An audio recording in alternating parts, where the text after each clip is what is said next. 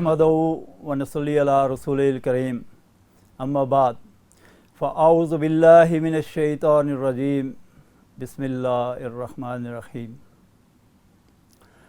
नाज़रीन अस्सलामु अलैकुम। सबसे पहले मैं BUTV और इसकी तमाम इंतज़ामिया का बेहद मशकूर हूँ कि जिन्होंने मुझे इस प्लेटफार्म से अपनी बात आप तक पहुँचाने की तौफ़ीक बख्शी है। मैं इनका बेहद मशकूर हूँ। आज का मेरा मौजू है सुकून ज़िंदगी, ज़िंदगी का इत्मीनान, पीस ऑफ लाइफ। इस वक्त हम जिस दौर से गुज़र रहे हैं, हम बहुत अच्छी नौकरियां कर रहे हैं, ताजरों के बहुत अच्छे कारोबार हैं, सनअतकार बहुत अच्छी प्रोडक्शन दे रहे हैं, छोटी बड़ी दुकानदार जो हैं वो अच्छे कारोबार कर रहे हैं, हत्ता के ठेले वाले और रेडी वालों को भी कारोबार अल्लाह ताला वो चला रहा है। ये सब जो इस वक्त इस दौर में हो रहा है, इसके अंदर इतना कुछ होने के बावजूद हमारे रिज़्क़ में बरकत कम होती जा रही है। हमारा वक्त बहुत तेज़ी से गुज़र रहा है, यानी हमारे वक्त में भी उससे भी बरकत उठ रही है आस्ता आस्ता। इसके बरक्स अगर हम आज से 50 साल पीछे चले जाएं और 50 साल पीछे की ज़िंदगियों का मुशाहिदा करें, या अगर हम में से किसी ने आज से 50 साल पीछे का दौर देखा हो, तो उस वक़्त हमारे आबाओ-अजदाद अनथक मेहनत से अपनी ज़िंदगी गुजारते थे। खेती बाड़ी होती थी, पैसा बहुत कम था। सुबह से शाम मेहनत के बाद अपना टाइम से सोना, टाइम से जागना, और एक ज़िंदगी का एक ऐसा मामूल था कि उसमें सुकून ही सुकून था। कोई अफरा तफरी वाला आलम नहीं था उनकी ज़िंदगियों में। हालांकि उनके पास पैसा भी नहीं था, बार्टर सिस्टम था। अंडा दे के एक माचिस ली जाती थी, चंद दाने या गल्ला देकर उसके बदले में ठोस नमक या गुड़ या इस तरह की अशिया ख़रीदी जाती थी। लेकिन उनके रिज़्क़ में इतनी बरकत थी कि जो आज हमारे इस दौर में हमारा जो रिज़्क़ है, या हमारा जो कारोबार है, या जो हमारा जो वसाइल हैं, उनमें बरकत अब उठती जा रही है। नाज़रीन, हमने कभी ये सोचा कि उन लोगों की ज़िंदगियों में ये बरकत क्यों थी और आज हमारी ज़िंदगियों से ये बरकत क्यों उठ रही है? इसकी बहुत सारी वजूहात हैं। वो लोग उस दौर में रहते हुए एक छोटे से छोटे गुनाह को भी गुनाह कबीरा तस्वर करते थे, और आज हम क्या कर रहे हैं कि बड़े से बड़े गुनाह सरज़द हो रहे हैं, और हम उनको एक हकीर गुनाह तस्वर करते हुए हम कहते हैं कि ये तो सब कर रहे हैं, और हमें उसका अंदाज़ा नहीं कि हम जो है वो कितने बड़े बड़े गुनाहों में मुलव्वस हो रहे हैं, जो हमसे दानिस्ता और गैर दानिस्ता सरज़द हो रहे हैं। गुज़श्ता जो दौर था वो एक सच्चा दौर था। उसमें झूठ बहुत कम, यानी ना होने के बराबर था। यानी लोग अल्लाह के खौफ से डरते थे कि झूठ को भी एक गुनाह कबीरा तस्वर करते थे। लेकिन आज क्या है, इस दौर में हमें पता नहीं दिन में हम कितनी बार झूठ बोल रहे हैं, और फिर हम झूठ बोल के फिर हम फ़ख्र भी तस्वर करते हैं। और ये वो झूठ है जो हमारे ईमान की कैंची है। अब हमारा ईमान इस झूठ से कितना ख़तरे में पड़ रहा है, इसका हमें अंदाज़ा भी नहीं। उस दौर में जो मेहनत मशक्क़त करके ان سے جو ان اپنی ذریعہ معاش تھا وہ غلہ، زیادہ تر غلہ تھا. اس غلے کو جب پورے سال کی محنت کے بعد اکٹھا کیا جاتا تھا تو اس غلے میں سے، اسی کھیت میں سے، وہیں سے غریب اور مسکین کا حق وہیں سے ادا کر دیا جاتا تھا. اور وہ جو غریب کا یا مسکین کا حق ہے اس کو وہ اپنے گھر تک لے جانا مناسب یا گوارا نہیں سمجھتے تھے، کیونکہ وہ کہتے تھے کہ یہ جو مسکین یا غریب کا حق ہے اس کو یہاں سے ہی ادا کرنے سے ہمارے رزق میں برکت آئے گی. تو واقعی ایسا ہی ہوتا تھا کہ ان کے رزق میں جو اتنی برکت تھی کہ وہ غلہ جب اپنے کسی سٹوریج میں ڈالتے، وہ ایک صندوق ہوتی تھی لکڑی کی جس میں وہ اپنے غلے کو پورے سال بھر کے غلے کو ڈالتے، تو جب وہ غلہ ڈالنے لگتے تو وہ کیا دیکھتے کہ پہلے سال کا غلہ ابھی تک موجود ہے. یعنی اتنی برکت ہے کہ وہ پچھلے سال کا غلہ ابھی ختم ہی نہیں ہوا، اور ابھی نیا غلہ جو ہے انہوں نے جو کیا، اپنی کھیتی باڑی کی ہے، اس سے جو ہے نا وہ حاصل ہونے والا پورے سال کا ایک غلہ جو ہے ان کے پاس وہ موجود تھا. تو یہ اس دور میں اب کیا ہے کہ ہم نے مسکین اور غریب کے حق کو جو ہے وہ نظر انداز کر دیا ہے. اب مسکین اور جو ہے فقیر ہے یا مانگنے والا ہے، اس کے لیے ہم لوگ کیا کرتے ہیں؟ ہم لوگ کیا کرتے ہیں، اگر کوئی تاجر ہے تو وہ اپنی دکان پہ 100 یا 200 کا سکے رکھوا دیتا ہے صبح کے ٹائم پہ، اور جو مانگنے والے آتے ہیں اور 2-2 روپے اس کو دیتے جاتے ہیں، اور وہ جب کھڑا ہوتا ہے یا بیل بجا کے وہ مانگتا ہے تو اس کے مانگنے یا اس کے کھڑا ہونا وہ ہمیں گوارا نہیں ہوتا، اور ہم اس سے جان چھڑانے کے لیے ہم اس کو 2 روپے دیتے ہیں. اب وہ 2 روپے بھی نہیں لے رہا، اب 10 روپے سے کم وہ لیتا نہیں ہے.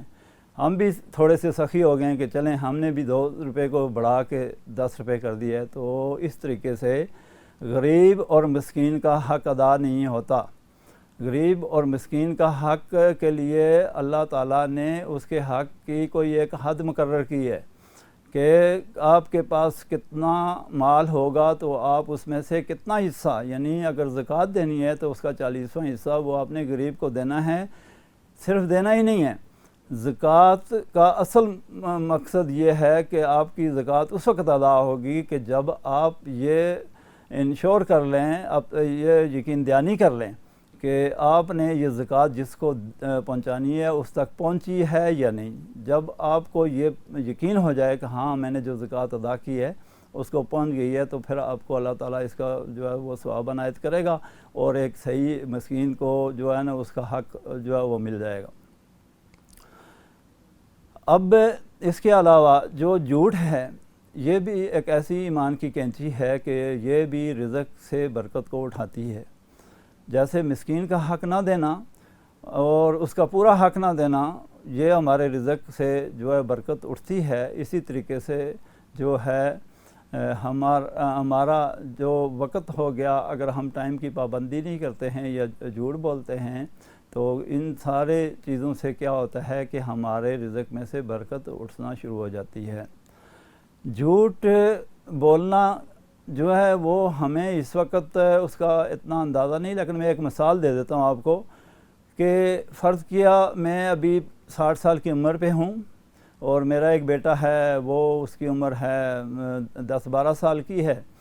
اب کوئی صاحب آتے ہیں میرے دروازے پہ، بیل بجاتے ہیں، بچہ بھاگتا ہوا جاتا ہے اور ان سے کوئی بات تو نہیں کرتا، وہ کہتے ہیں ابو کو باہر بھیج دو.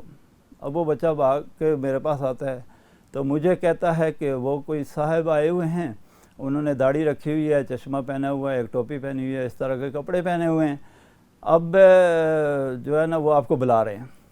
تو میں اسے سوچتا ہوں کہ میں اس سے ملوں یا نہ ملوں. اب میں اس وقت اس کو ملنا نہیں چاہ رہا، تو میں اس بچے کو کیا ہدایت کرتا ہوں، میں اسے کہتا ہوں کہ جاؤ ان کو بولو کہ ابو گھر میں نہیں ہیں. اب یہ بچہ چلا گیا، جا کے ان صاحب کو بولا کہ جی ابو تو گھر میں نہیں ہیں. اب وہ جو صاحب تھے وہ تو وہاں سے 2 تھنکنگ لے کے واپس ہو گئے. ایک تو یہ کہ شاید بچے نے ابو کے کہنے پہ جھوٹ بولا، اور دوسرا یہ کہ شاید ہو سکتا ہے واقعی ابو گھر میں ہی نہیں ہے. اب اس کا معاملہ تو ایک سائیڈ میں ہو گیا. اب میرا اور میرے بچے کا معاملہ بیچ میں آ گیا، جھوٹ والا.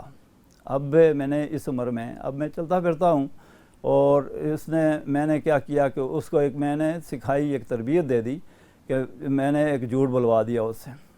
اب کچھ عرصہ گزرے گا، جب میں چارپائی پہ چلا جاؤں گا تو یہ بچہ جوانی میں آئے گا، تو جوانی میں جب یہ میرے ساتھ جھوٹ بولے گا تو کیا ہوگا، کیونکہ جھوٹ تو اس نے بولنا ہی ہے، میں نے اس کو جب تربیت ہی ایسی کی ہے، سکھایا ایسا ہے، تو جب وہ یہ جھوٹ بولے گا تو میں بے یار و مددگار ہوں گا، اور میں بے بس ہوں گا، اور کیا ہوگا کہ مجھے انتہائی افسوس ہوگا کہ میں کاش اس بچے کو میں نے جھوٹ نہ سکھایا ہوتا، آج یہ مجھ سے بھی جھوٹ بولنے لگا، حالانکہ یہ میرا حقیقی بیٹا ہے۔ تو یہ ہے جھوٹ، اس طریقے سے کیا ہے تربیت۔ اب یہ اولاد کی تربیت اگر ہم ایسی کریں کہ آپ نے دیکھا ہوگا کہ لکھا ہوتا ہے ادارہ تربیہ و تعلیم۔ اب تربیہ و تعلیم دو شعبے ہوتے ہیں، ایک شعبہ تربیہ اور ایک تعلیم۔ اب تعلیم انسٹیٹیوشن نے دینی ہے، یونیورسٹی، کالج، اسکول، مدرسے انہوں نے دینی ہے، اور تربیت جو ہے وہ گھر سے ملنی ہے، والد اور والدہ سے۔ اب جو تربیت والد اور والدہ اس بچے کی کریں گے، تو اگر انہوں نے اس کو سچ سکھایا اور ایسے کام سے منع کیا جو ہمیں اسلام منع کرتا ہے، تو جوانی میں بڑا ہو کے کیا ہوگا کہ یہ کبھی بھی جھوٹ نہیں بولے گا، اور اس نے ایک معاشرے کا حصہ بننا ہے۔ اب اس معاشرے کے اندر رہتے ہوئے اس نے کیا ہے کہ بے شک لوگ جھوٹ بھی بولتے ہیں، لیکن اس نے چونکہ اس کی تربیت ایسی ہوئی ہے کہ یہ جھوٹ بولنا جو ہے وہ اس کو پتہ ہے کہ میرے والدین کی نافرمانی ہو جائے گی، تو یہ کبھی بھی جھوٹ نہیں بولے گا۔ اور کیا ہوگا، اس طریقے سے اگر ہم کوشش کریں سب کہ اپنی اولاد کی تربیت اس طریقے سے کریں کہ وہ ان کو وہ چیزیں جو آج معاشرے میں عام ہیں ان سے منع کریں، تو کیا ہوگا کہ معاشرے میں اس کی اصلاح ہوگی، اور جو معاشرتی برائیاں ہیں وہ ختم ہوتی جائیں گی۔ وقت کا جو ہمارا ایک بہت بڑا فیکٹر ہے ٹائم کیا چیز ہے؟ اللہ سبحانہ و تعالیٰ نے اس کائنات کو جب تخلیق کرنے کے بعد اس نے اپنے تمام سورج، چاند، سیارے ان کو وہاں پوری کائنات کے اندر ڈیکوریٹ کرنے کے بعد اپنا عرش جو ہے وہ استوا کیا، تو اس کے بعد ایک حکم صادر کیا اللہ سبحانہ و تعالیٰ نے کہ آج دن سے آپ لوگوں نے، آپ سب چیزوں نے کیا کرنا ہے کہ ایک اپنے ٹائم کے مطابق جو ہے نا وہ اپنے مدار میں چکر لگانا شروع کر دینا ہے۔ اب زمین ہے تو 365 دن میں ایک چکر پورا کرے گی، تو کیا ہوگا کہ 4 موسم اس سے پیدا ہوں گے، اور اپنے محور کے گرد گھومے گی تو دن رات جو ہے نا وہ پیدا ہوں گے۔ اب ان میں کوئی بھی جو اللہ کی کائنات کے اندر جتنی بھی چیزیں ہیں، یہ کوئی بھی ایسی چیز نہیں ہے جو اپنے ٹائم سے جو ہے وہ انحراف کرے یا ٹائم کی پابندی نہ کرے۔ ہم کیا کرتے ہیں کہ ہم نے اس ٹائم کو جو ہے وہ اس کی اہمیت کو سمجھا ہی نہیں ہے۔ اس ٹائم کی اہمیت کو کس نے سمجھا کہ وہ سائنٹسٹ جنہوں نے تحقیق کی ہے کہ اللہ سبحانہ وتعالیٰ نے اس ٹائم فیکٹر کو اتنی اہمیت کیوں دی، تو انہوں نے جب یہ تحقیق کی تو انہوں نے کیا کیا کہ انہوں نے اس کا ٹائم کو جو ہے وہ اپنے آپ کو ٹائم کا پابند بنایا، اور ٹائم کی کومودولی بالکل نہیں کی۔ اب عام فہم میں ٹائم کی 3 کیٹیگریز ہیں۔ اگر کسی کے ساتھ ہم ٹائم فکس کرتے ہیں 8 بجے کا، اور 8 بجے ہماری ملاقات یا میٹنگ کا ٹائم ہے یا شادی ہے یا کچھ بھی ہے، جو ایک ٹائم مقرر کر دیا گیا ہے 8 بجے کا، اس میں اگر کوئی بندہ 7:45 بجے پہنچتا ہے تو اس کا مطلب ہے کہ وہ ودن ٹائم آ گیا، یعنی وہ بر وقت آ گیا۔ دوسری کیٹیگری ہے کہ وہ بندہ کسی وجہ سے تھوڑا لیٹ تھا لیکن اس نے کوشش کی اور وہ ٹھیک 8 بجے آپ کے پہنچ گیا، تو کیا ہوا ہے، وہ آن ٹائم آ گیا اور اس نے بھی جو ہے اس ٹائم کی خلاف ورزی نہیں کی۔ اب تیسرے صاحب ہیں، وہ کیا کرتے ہیں کہ وہ آہستہ آہستہ آرام سے غفلت سے آتے ہیں، کہیں 8:15 8:30 آ کے پہنچتے ہیں۔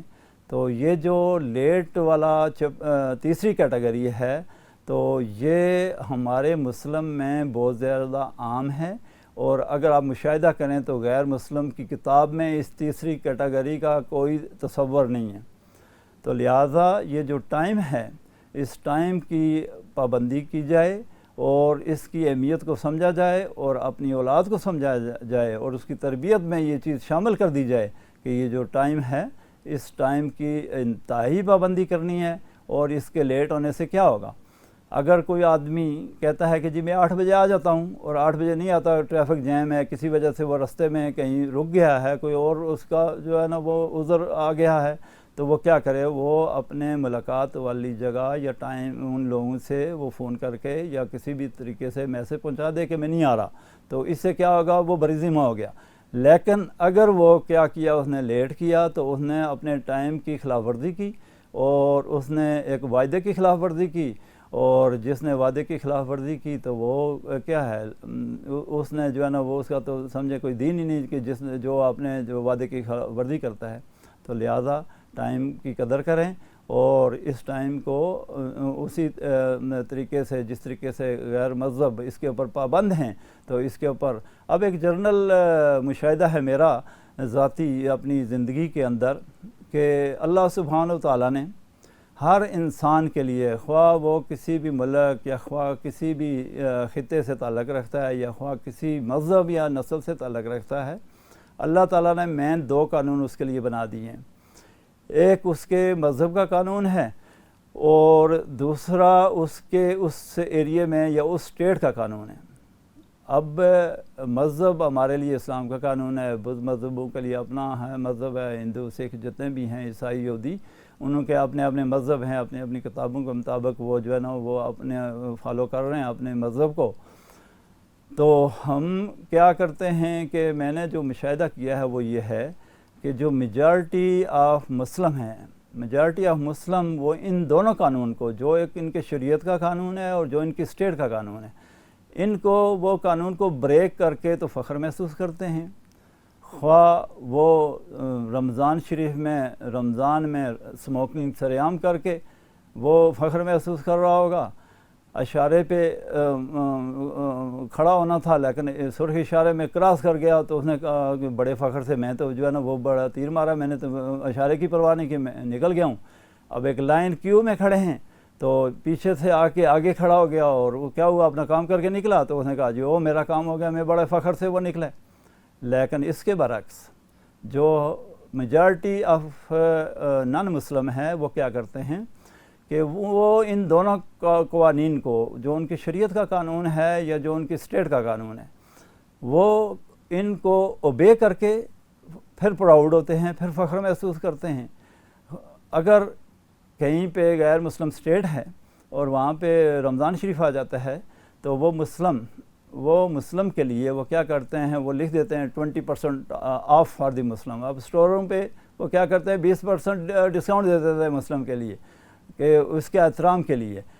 اور کیا ہے کہ وہ جو ہے باقی جو رمضان شریف رمضان کی جو ہے قدر کرنی ہے یا جو ان کا جو ہے وہ ایک تقدس ہے اس کو پامال نہیں ہونے دیتے۔ وہ کیا کرتے ہیں کہ وہ اس کی بھی اسی طریقے سے عزت کرتے ہیں جو ان کو اپنا وہ مذہب سکھا رہا ہے، تو رمضان کی وہ کر رہے ہیں۔ اب وہ کیا ہے کہ کسی قطار میں اگر کھڑا ہے تو وہ بڑے سکون سے اپنی کیو میں کھڑا ہو کے اپنی لائن باری کا انتظار کر کے وہ لائن کو توڑتا نہیں ہے، وہ کیا کرتا ہے کہ اپنے نمبر پہ اپنا کام کر کے نکل جاتا ہے۔ اب وہ اشارے پہ رکتا ہے، رک کے اشارہ کھلتا ہے تو اس کے بعد چلتا ہے، تو وہ کیا کرتا ہے، وہ اس اشارے پہ رک کے وہ اپنے آپ کو وہ کیا کرتا ہے کہ وہ پراؤڈ ہوتا ہے۔ تو یہ اب دیکھ لیں کہ ہمارے میں جو چیزیں ہم میں ہونی چاہیے خوبیاں وہ غیر مذہب میں چلی گئی، اور جو ان کی چیزیں وہ ہم نے اپنا لی۔ ہم جو ہے مغربی زندگی کو اپنانے کی ہماری کوشش ہے۔ اب ہماری اولاد ہے، ہم کوشش کرتے ہیں کہ ان کو اچھی سے اچھی تعلیم دی جائے، ان کو فروبل میں، ان کو بیکن ہاؤس میں، ان کو سٹی اسکول میں، اس طرح کے ٹاپ انسٹیٹیوشن جو ہیں ان میں اے لیول او لیول میں ہم ڈالیں، اور کیا ہے تاکہ جو ہے نا یہ اچھی سے اچھی تعلیم حاصل کریں۔ لیکن کیا ہوتا ہے کہ ایک بچہ نہیں چلتا ان میں، نہ وہ فروبل میں چلے گا، نہ وہ سٹی اسکول میں یا پھر بیکن ہاؤس کہیں بھی نہیں چل رہا، تو اس کے بعد جب ہم بے بس ہو جاتے ہیں تو کہتے ہیں یار کیا کرو، اس کو مدرسے میں ڈال دو. اب کیا ہے، اس کو دارالعلوم میں ڈال دو. لیکن کیا بنیادی طور پہ ایز اے مسلم ہماری سوچ یہ ہونی چاہیے کہ ہم اس بچے کو شروع سے ہی اس ایک دینی ادارے میں ڈالیں جہاں پہ وہ دین بھی سیکھے اور دنیا بھی سیکھے. لیکن یہ ہے کہ ہمارا کیا ہے کہ ہم اس مغربی زندگی کو اپنانے کے لیے جو ہے وہ انتھک کوشش کر رہے ہیں، محنت کر رہے ہیں، ہر وقت اپنی اولاد کو جو ہے نا اچھی سے اچھی پی ایچ ڈی کرا رہے ہیں. لیکن یہ کہ پی ایچ ڈی کرانا کوئی گناہ نہیں ہے اس میں. اگر آپ وہ حضور پاک صلی اللہ علیہ وسلم کی حدیث مبارکہ ہے کہ اطلب علم ولو بالصین. اب اس وقت جو سین چائنا ہے، چائنا میں اس وقت جو پی ایچ ڈی ہو رہی ہے پوری، اور جو ڈائریکٹریٹ ہو رہی ہے، جو ایم بی بی ایس ہو رہی ہے، تمام ممالک میں سب سے سستی ترین ڈگری ہے. یعنی وہ حضور پاک صلی اللہ علیہ وسلم کی وہ حدیث مبارکہ کے مطابق ہم اس کو فالو کر رہے ہیں. ٹھیک ہے، آپ پڑھے ہیں، وہ بھی پڑھیں، لیکن اتنا ہم علم ہمیں اتنا ہونا چاہیے کہ ہم حق اور حلال اور حرام جو ہیں ان میں تمیز کر سکیں. اب ہم حلال اور حرام میں تمیز ہماری نہیں ہو رہی. کیا ہے کہ اللہ سبحانہ وتعالیٰ نے فرمایا کہ جو بین حلال ہے اور اس کو اپناؤ، اور جو بین حرام ہے اس کو ترک کرو. لیکن ان دونوں کے درمیان میں ایک مشتبہ چیز ہے جو آپ کو اس میں شبہ پیدا کر رہی ہے، تو اس کو بھی ترک کر دو. اب مثلاً ایک بکری ہے، اب بکری حلال جانور ہے، کوئی اگر کہے 100-200 بندہ بھی یہ کہے کہ یہ بکری حرام ہے، تو ہم یہ کبھی بھی جو ہے نا یہ ماننے کے لیے تیار نہیں ہوں گے کہ جی بکری حرام ہے. نہیں، کیونکہ ہمیں فطرتی طور پہ پتہ ہے کہ یہ ایک حلال جانور ہے. اور کتا اگر کوئی ہمیں جتنا مرضی کہتا رہے کہ یہ حلال ہے تو ہم کبھی بھی نہ مانیں، یہ تو واقعی یہ تو حرام جانور ہے. ہاں، یہ تو ہم اس کو کبھی ہو ہی نہیں سکتا کہ اس کو حلال تصور کر سکیں. ان کو درمیان میں ایک جانور ہوتا ہے، اس کو سے کہتے ہیں، جو لمبے لمبے کانٹوں والی ہوتی ہے. اپنی پروٹیکشن کے لیے وہ برسٹ بھی مارتی ہے اگر اس کے پاس کوئی جائے. یہ زیادہ اس کی خوراک کے جڑیں، کماد، گنا اور اس کی جڑیں نکالتی ہے. تو اس کا اکثر لوگوں کے پاس یہ بات مشہور ہے کہ اس کی جو ربز ہیں، پسلیاں ہیں، ڈائی پسلیاں نکال دو تو یہ حلال ہو جائے گی. کہ یہ حلال اس طریقے سے ہوتی نہیں ہے. کچھ لوگ اس کو یہ حلال سمجھتے ہیں، کچھ حرام سمجھتے ہیں. تو کیا ہے کہ یہ ایسی چیز ہے جو مشتبہ ہے. تو اللہ سبحانہ وتعالیٰ نے اس کو جو ہے نا اس کو ترک کرنے کا حکم دیا ہے. لہذا جہاں بھی آپ کو شک پیدا ہو کسی معاملے میں، تو آپ کیا ہے کہ اس کے اوپر جو ہے وہ آپ اس چیز کو، مشکوک چیز کو آپ وہ سرے سے ہی ترک کر دیں اور اس کو اپنائیں نہیں. ہم لوگ کیا کرتے ہیں کہ اس میں جواز تلاش کرنا شروع کر دیتے ہیں، دلیلیں پکڑنا شروع کر دیتے ہیں. لیکن نہیں، یہ طریقہ صحیح نہیں ہے، کیونکہ اس کو آپ نے کوئی جواز نہیں پکڑنا، کوئی دلیل نہیں پکڑنی ہے. اللہ سبحانہ وتعالیٰ کے حکم پہ عمل کرنا ہے اور اس چیز کو ترک کر دینا ہے. اب اس وقت ہماری زندگیوں میں سود بھی ایک بہت بڑی برائی جو ہے وہ ہماری وائرس کی طرح شامل ہو چکی ہے، ہمارے خون میں شامل ہو چکی ہے. اس کے اوپر بڑے بڑے فتوے لیے جاتے ہیں. اسلامی بینکنگ ہے، شروع میں ایک سودی نظام تھا، اس کے بعد کیا ہوا کہ پرافٹ اینڈ لاس آیا. وہ لوگوں نے رولا ڈالا، شور کیا کہ یہ تو سود ہم جو ہے نا وہ نہیں، ہمیں جو ہے نا اس کی ممانعت ہے، لہذا جو ہے نا یہ ہم سودی نظام جو ہے نا اس میں ہم پیسہ نہیں رکھتے. تو بینکنگ والوں نے کیا کیا، پرافٹ اینڈ لاس سسٹم ایجاد کر دیا. اب اس پرافٹ اینڈ لاس کا جو بیع و شرع اسلام کہہ رہا ہے، اس بیع و شرع میں نفع اور نقصان جو ہے وہ دونوں میں سے کوئی بھی چیز اس کی جو ہے وہ رسک ہو سکتی ہے، نقصان بڑا ہو سکتا ہے. لیکن یہ بینکنگ والے اس نظام میں کیا کرتے تھے کہ ان کے پاس نقصان کی رسک تو تھی نہیں، لیکن فائدے کو انہوں نے ویریبل بنا دیا. کبھی 14%، کبھی 8%، کبھی 11.5%، کبھی 12% کسی سال میں یہ دے کے تو لوگوں کو انہوں نے مطمئن کر دیا کہ جی ہم نے تو ابھی وہ کیا کیا ہے کہ یہ نفع نقصان کی ہم نے بینکاری شروع کر دی ہے. لیکن ایسا ہے نہیں ہے کہ نفع نقصان کی بینکاری وہ ہوتی ہے جس میں کبھی کسی کلائنٹ کو، ہزاروں لاکھوں کلائنٹ کو کسی کو نقصان بھی آئے، 50,000 کا نقصان آ جائے، لاکھ روپے کا نقصان آئے، لیکن آج دن تک کسی کو 1 روپے کا نقصان نہیں آتا. بیع و شرع میں یہ اس کے اصولوں کے مطابق یہ ہے کہ اس میں اگر نقصان ہوتا ہے تو وہ برداشت کرنا پڑتا ہے. اب کیا ہے کہ ہم بہت سارے مسائل ہمارے مذہب میں، ہمارے ملک میں مفتیان اکرام، ان کا بہت بڑا رتبہ اور درجہ ہے، اور ان کو جو ہمارا کوئی مسئلہ ہو جائے تو ہم کیا کرتے ہیں کہ ان سے ہم جو ہے وہ ایک راستہ تلاش کرتے ہیں، اس مسئلے کا حل لیتے ہیں۔ لیکن مفتیان اکرام اگر کسی مسئلے کا حل فرض کیا، ایک فوریکس ہے، ایک نظام ہے، وہ ایک بیٹ لگائی جاتی ہے، ایک شرط لگائی جاتی ہے جس میں اپنے پیسے کو انویسٹ کر کے، اور ایک شرط کے طور پہ جو ہے وہ کبھی فائدہ ہوتا ہے، کبھی نقصان ہو رہا ہے۔ لیکن اگر کسی مفتی، ایسے مفتی صاحب کے پاس ہم چلے جاتے ہیں کہ جن کا اس فوریکس کے یا اکاؤنٹنسی کے بارے میں نالج نہیں ہے، یا انہوں نے اس کے بارے میں علم حاصل نہیں کیا، تو وہ اس کے بارے میں وہ فتویٰ اس طریقے سے نہیں دے سکیں گے جس طریقے سے وہ مفتی صاحب جو اس مسئلے کو کمپریہنسو نالج رکھتے ہوں اور اس کے بارے میں انہوں نے پوری اکاؤنٹنسی کو پڑھا ہو، تو وہ اس کا دے سکتے ہیں۔ اس کے علاوہ کچھ اور ہمارے شرعی مسائل اس طرح کے ہوتے ہیں کہ ہم اگر کوئی غلط کام کر لیتے ہیں تو کیا ہے جناب کہ ہم پہلے اپنے مسلک میں دیکھتے ہیں، اور اگر وہاں پہ ہمارا مسئلہ حل نہیں ہوتا تو ہم دوسرے مسلک کے مفتی صاحب کے پاس چل جاتے ہیں۔ لیکن کیا ہے کہ وہاں سے اگر ہمیں کوئی فتویٰ مل بھی جاتا ہے تو وہ تو صرف دنیا کو دکھانے کے لیے ہوتا ہے کہ ہاں جی میں نے جو غلط کام کیا تھا یہ غلط نہیں تھا، میں صحیح کر چکا ہوں۔ لیکن سب سے بڑا مفتی ہمارا دل ہے۔ دل وہ جو کام کیا ہے غلط کو میں نے صحیح کرا دیا، مفتی صاحب کو ان پٹ دی تھی، میں نے فیڈ بیک میرے کے اوپر مفتی صاحب نے دے دیا، مسئلہ وہ دے دیا، ٹھیک ہے۔ لیکن کیا ہوا کہ اس پہ میرا جو ضمیر ہے اور جو میرا دل ہے وہ ساری عمر وہ مجھے ملامت کرتا رہے گا کہ میں نے کام غلط کیا ہوا ہے۔ لیکن یہ کہ اب چونکہ میں نے اپنی جو ہے وہ سچائی سامنے رکھنے کے لیے دنیا کے سامنے، تو میں نے فتویٰ ان کے سامنے لے کے آ گیا۔ لیکن یہ ہے کہ جب بھی آپ کسی مسئلے کو اپنے دل سے یا اپنے ضمیر سے خود اس کی تصدیق کروائیں، اگر آپ کا دل یا آپ کا ضمیر یہ کہتا ہے ہاں یا آپ نے جو مفتی صاحب نے فتویٰ دی ہے یہ بھی ٹھیک ہے، اور میرا دل اور جو میری ضمیر ہے یہ بھی اس میں وہ جو کیا ہے کہ میں اس سے وہ ہوں مطمئن ہوں۔ تو اس طرح کے بہت سارے مسائل ہیں۔ اللہ تعالیٰ ہمیں معاف کرے اور ہمیں نیک اور ہدایت والے رستوں پہ چلنے کی ہدایت دے۔ ہمیں مسلمان کے ناطے اللہ تعالیٰ نے بہت ساری نعمتوں سے نوازا ہے۔ سب سے بڑی نعمت یہ ہے کہ ہم جو مسلمان کے گھر میں پیدا ہو گئے۔ اب جب ہم کھانا کھاتے ہیں تو ہم دعا پڑھتے ہیں الحمدللہ الذی اطعمنا وسقانا وجعلنا من المسلمین۔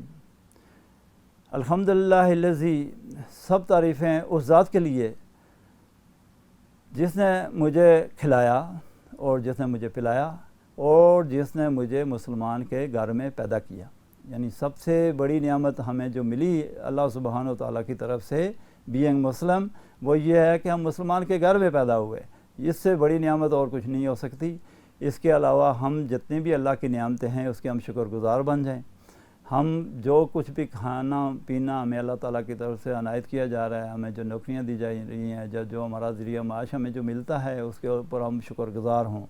لیکن ہم کبھی اس طریقے سے اللہ سبحانہ و تعالیٰ کا جس طریقے سے وہ ہمیں نعمتوں کی برسات کر رہا ہے ہم کبھی شکر ادا نہیں کرتے، صحیح معنوں میں ہم شکر ادا نہیں کرتے۔ میں ایک مثال دیتا ہوں کہ فرض کیا ہمارے سامنے ایک پلیٹ پڑی ہے، اس میں اللہ تعالیٰ کی نعمتوں میں سے 4 پھل پڑے ہیں، ایک کیلا پڑا ہے، ایک میں سیب پڑا ہے، ایک میں خوبانی پڑی ہے، ایک میں جو ہے وہ چیری پڑی ہے۔ اب یہ ہم کھا رہے ہیں، کھا کے ہم نے پتہ نہیں الحمدللہ کہا بھی گیا نہیں کہا۔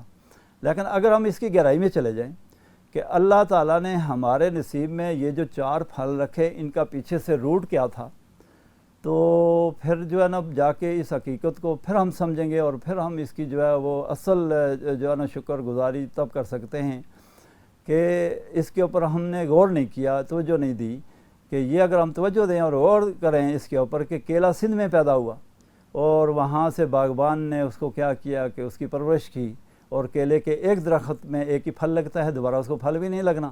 اب وہاں سے وہ ٹرکوں سے منڈیوں میں آیا، منڈیوں میں جا کے کوئلے میں اس کو پکایا گیا، وہاں سے پھر وہ ہول سیل ڈیلروں کے ذریعے وہ دکانداروں اور ریڈی ٹھیلے والوں کے پاس پہنچا، اور وہاں سے میری پلیٹ میں کیلا آ گیا۔ اب خوبانی کشمیر میں پیدا ہوئی، وہاں سے پیکنگ ہوتے ہوتے وہ بھی میری پلیٹ میں آئی۔ اب سوات میں چیری درخت کے ساتھ درخت جھکا ہوا تھا، اور اللہ سبحانہ و تعالیٰ کو پتہ تھا کہ یہ چیری کس کے نصیب میں جانی ہے اور اس چیری کو کون کھائے گا۔ وہاں سے وہ بڑے سلیقے سے اس کو پیک کیا گیا، بڑی احتیاط کے ساتھ، کیونکہ وہ خراب ہونے والا فروٹ ہے۔ کرتے کرتے کرتے وہ بھی میری پلیٹ میں آ گیا، یہاں پہ آ گیا۔ اب سیب ہے، سیب کہیں مری میں پیدا ہوا یا کہیں کوئٹہ میں پیدا ہوا، وہاں پہ کیا ہوا کہ جو اس کے مالکان یا کسان تھے انہوں نے اس کے اوپر پورا جال لگایا۔ جال اس لیے لگایا کہ اس کے جب یالہ باری ہوگی تو اس کے کہیں پھول نہ گر جائیں، بڑی اس کے اوپر جو ہے نا وہ محنت کی گئی، اور پھر یہ پھل تیار ہوا۔ تیار ہونے کے بعد کہ یہ سیدھا منڈیوں میں سے ہوتا ہوا میری پلیٹ میں آیا۔ اب یہ 4 چیزیں میں ایک دفعہ کھا رہا ہوں، اور اگر جب میں یہ دیکھوں کہ کس کس روٹ سے رب سبحانہ و تعالیٰ نے میری پلیٹ میں یہ 4 پھل لا کے دیے اور میں یہ نوش کر رہا ہوں، تو پھر جو ہے نا اس کا اصل جو ہے اس کا شکر جو ہے نا میں ادا کر سکتا ہوں۔ تو اللہ تعالیٰ کی نعمتوں کا ہمیں شکر گزار ہونا چاہیے، اور جو بھی ہم سے جو ہم کیا ہے کہ ہمارے جو گھرانہ ہے، بچے ہیں، اولاد ہے، محلہ ہے، معاشرہ ہے، معاشرتی برائیاں ہیں، وہ کیسے دور ہوں گی کہ اس میں ہم اصلاح کی طرف جائیں۔ اصلاح کیا ہے کہ ہم دیکھتے ہیں کہ کوئی اعمال میں کوئی تھوڑی بہت کوتاہی ہو رہی ہے، کسی سے نماز میں کوئی کسی ارکان میں کسی سے کوتاہی ہو رہی ہے، تو ہم ڈائریکٹ اس کو ٹوکتے ہیں۔ اس کو ٹوکنا نہیں ہے، کیا ہے کہ اس کو بڑے پیار سے سمجھانا ہے کہ بھائی یہ جو دیکھو، آپ جب سجدے میں جاتے ہو تو یہ جو پوری آستین ہے اس کو زمین کے ساتھ پورا نہیں لگانا، بلکہ اس کو تھوڑا اوپر کر لو۔ تو اس طریقے سے آپ پیار سے اس کو سمجھاؤ، اس کو ٹوکو نہیں، یار تم تو ایسا کرتے ہو کہ تمہاری یہ نیچے یہ تو سخت منع ہے، تو وہ کیا ہوگا، وہ اس کو غصہ آئے گا، وہ جو ہے نا آپ کی بات کو نہیں مانے گا۔ آپ اصلاحی پہلو پہ رہتے ہوئے کبھی بھی تنقید نہ کریں کسی کی، اور اصلاحی پہلو پہ رہتے ہوئے کیا کریں کہ تبلیغ کریں یا رہنمائی کریں کسی کی، تو انشاءاللہ اللہ سبحانہ و تعالیٰ آپ کو بھی اجر دے گا، اور اس کے جو ہے نا اعمال میں بھی جو کیا ہوگا جو وہ درستگی ہو جائے گی۔ تو تمام چونکہ جو بھی ہے عمل اس کا دار و مدار نیت کے اوپر ہے۔ اللہ تعالیٰ ہماری نیتوں میں اخلاص لے کے آئے اور ہمیں سیدھے راستے پہ چلائے، اور اللہ سبحانہ و تعالیٰ سے دعا ہے کہ مجھے اور آپ کو ان باتوں پہ عمل کرنے کی توفیق بخشے، اور اسی کے ساتھ میں آپ سے اجازت چاہتا ہوں۔ السلام علیکم ورحمۃ اللہ وبرکاتہ۔